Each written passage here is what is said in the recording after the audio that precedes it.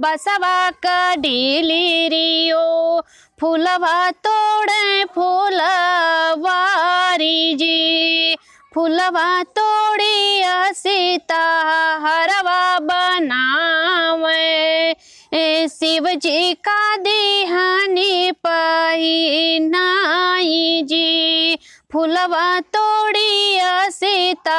हरवा बनावे शिव जी का देहानी पहिनाई जी घुमरी घुमरी सीता शिव का मनावे फूलवा जे देहानी चढ़ाई जी हरवा पहिनी सीता जी हरवा पहिनी शिव जी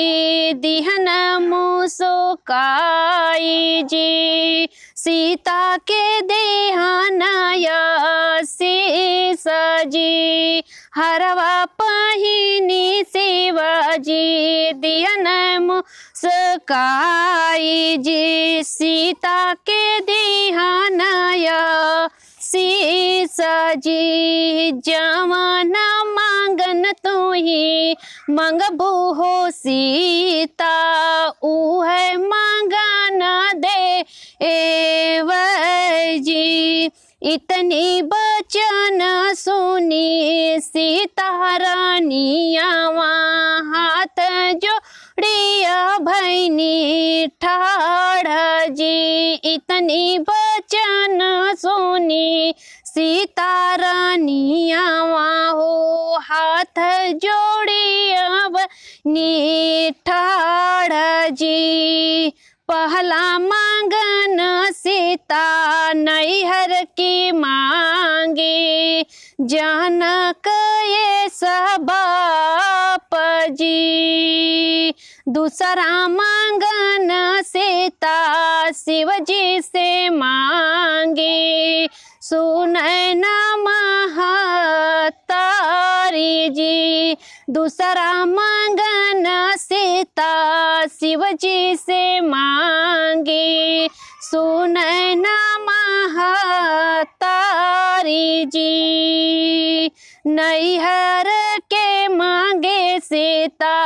दुई चार बीर नवा हो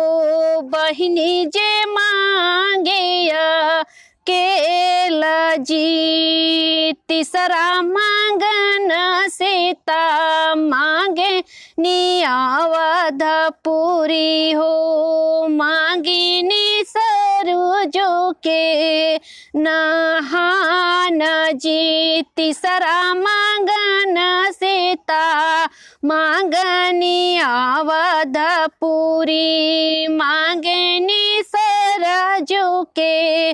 नहान जी ससुर जो मांगे सीता राजा ही दशरथ सासु कौशल्या जैसन रानी जी ससुरे में मांगे सीता देवर लखन ऐसे ननदी जे मांगे केल जी अपने के मांगे सीता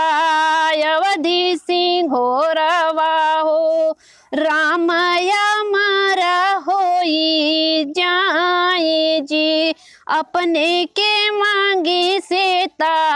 अवध सिंघोरवा हो रामया मारा होई जाए जी।